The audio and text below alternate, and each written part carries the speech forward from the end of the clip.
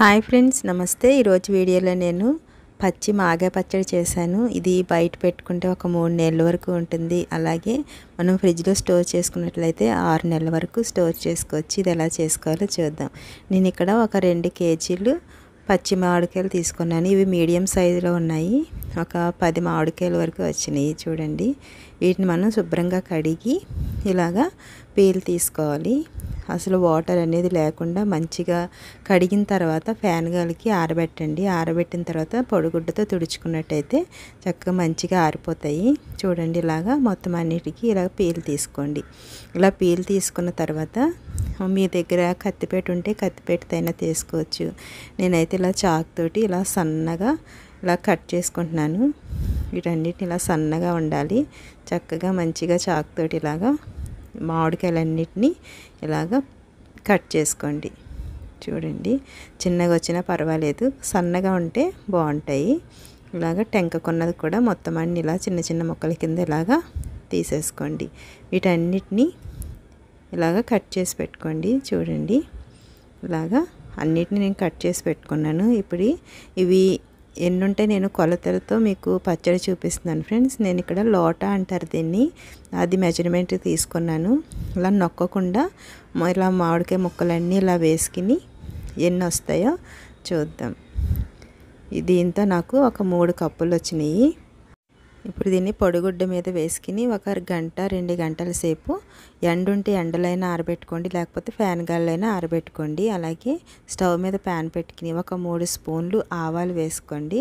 ఇవి కొంచెం ఫ్రై అయిన తర్వాత 1.5 స్పూన్ వరకు మెంతులు వేసుకోండి. వేసుకుని ఇవి చక్కగా కలర్ వచ్చే వరకు ఫ్రై చేసుకోండి ఫ్రెండ్స్. మనకి ఇలా మంచిగా ఫ్రై అయితేనే మంచిగా చక్కగా పౌడర్ అవుతుంది. చూడండి, ఇలాగా ఫ్రై చేసుకున్న తర్వాత చల్లారనిద్దాం. ఇవి చల్లారిన తర్వాత మిక్సీ జార్లో వేసుకుని పౌడర్ చేసుకుందాం.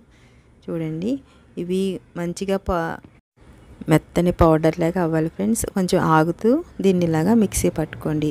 మధ్య మధ్యలో ఆపుతూ చేసుకోండి, లేకపోతే హీట్ అయిపోయినట్టు కింద అయిపోతుంది. చూడండి ఎంత మంచిగా అయిందో పౌడరు. దీన్ని ఇప్పుడు మనం పక్కన పెట్టుకుందాం. ఒక బౌల్లోకి తీసుకుని పక్కన పెట్టుకోండి. అలాగే తాలింపు కోసం నేను లోటా అని చెప్పాను కదా, దానికి ఒక పావు తక్కువ ఇలాగ నువ్వుల నూనె వేసుకుంటున్నాను. మీ దగ్గర వేరుశనగ నూనె ఉంటే వేరుశనగ నూనె అయినా వేసుకోండి. వేసుకుని కొంచెం ఆయిల్ హీట్ అయిన తర్వాత ఇలాగ 1.5 స్పూన్ వరకు ఆవాలు వేసాను. నేను జీలకర్ర వేసాను, మీకు ఇష్టమైతే వేసుకోండి, లేకపోతే స్కిప్ చేయొచ్చు. అలాగే ఎండుమిర్చి కూడా వేసుకోవచ్చు. అలాగే కరివేపాకు కూడా వేసుకోండి ఫ్రెండ్స్. నేను కరివేపాకు కూడా వేయలేదు. ఇలాగ ఫ్రై అయిన తర్వాత నేను పొట్టు తీసిన వెల్లుల్లి వేసుకున్నాను. ఒక 2 వెల్లుల్లికి ఇలాగ మొత్తం అన్నిటి తీసుకుని ఇలా పొట్టు తీసుకుని ఇలాగ ఫ్రై చేసుకోండి.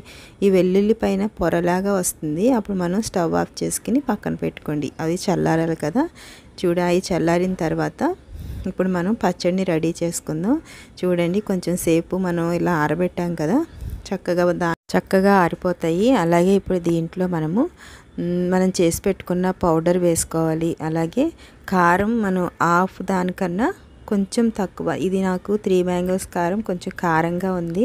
అలాగే ఒక పావు వరకు సాల్ట్ వేసుకున్నాను. మీ దగ్గర ఉప్పు ఉంటే ఉప్పుని కొంచెం సేపు ఎండలో పెట్టుకుని దాన్ని వేసుకోండి.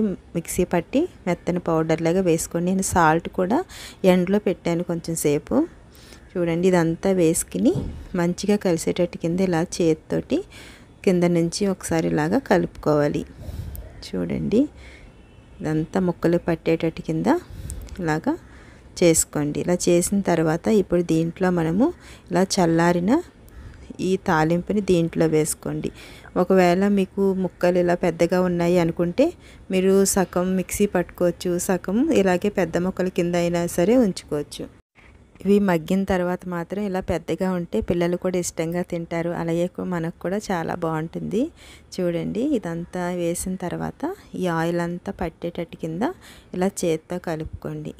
ఇలా చేత్తో కలిపిన తర్వాత ఒకవేళ మీకు చేతులు మంట వస్తున్నాయి అనుకుంటే కనుక మీరు పాల్లో చేతులని కడుక్కుంటే కొంచెం చిన్న గ్లాస్ పాలు వేసుకుని అందులో మీరు కొంచెం వాటర్ కూడా యాడ్ చేసుకుని చేతులు కడిగినట్టయితే మంచిగా అసలు మంట రాదు. ఒకసారి ట్రై చేసి చూడండి. ఇదంతా ఇలా కలుపుకోండి. ఇలా కలిపిన తర్వాత చూడండి, ఇప్పుడు దీన్ని మనము ఏదైనా కంటైనర్ డబ్బాలో వేసుకోండి. నేను ఇలా ఈ కంటైనర్ డబ్బాలో వేసుకుంటున్నాను. ఇదంతా కొంచెం కొంచెంగా వేసుకోండి. మనం ఉప్పు, కారం, ఆయిల్ సరిపోకపోతే కనుక మూడో రోజున చూసుకోవచ్చు. లేకపోతే మీరు ఈరోజు పట్టాను కదా, రేపు మార్నింగ్ ఒకసారి చూడండి. ఇలాగ మొత్తం చేతితోటి ఇలా చేసుకోవాలి. ఇలా చేసిన తర్వాత చూడండి, ఇప్పుడు దీన్ని మనం మూత పెట్టుకుని పక్కన పెట్టుకుందాం. నేను దీంట్లో కొంచెం అన్నం వేసుకుని ఇలాగ వేడి వేడి అన్నం కలుపుకున్నాను. చూడండి, చాలా టేస్టీగా ఉంటుంది ఫ్రెండ్స్. ఒకసారి ట్రై చేయండి. అలాగే ఒకసారి మూడో రోజున ఎలా ఉందో చూపిస్తున్నాను. చూడండి, ఆయిల్ అయితే పర్ఫెక్ట్గా సరిపోయింది. ఒకవేళ సరిపోకపోతే కనుక మీరు ఆయిల్ని వేడి చేసుకుని వేసుకోండి చల్లారిన తర్వాత. చూడండి, ఇదంతా దీంట్లో వేసుకుని ఇప్పుడు మనము ఉప్పు, కారం సరిపోయిందో లేదో చూసుకోండి. సరిపోకపోతే కనుక కారంని అలాగే ఉప్పు కూడా యాడ్ చేసుకోండి. నాకైతే కొంచెం ఉప్పు సరిపోలేదు, అందుకని ఒక 2 స్పూన్స్ వేసుకుని ఒకసారి ఇదంతా ఒకసారి కలుపుకోండి.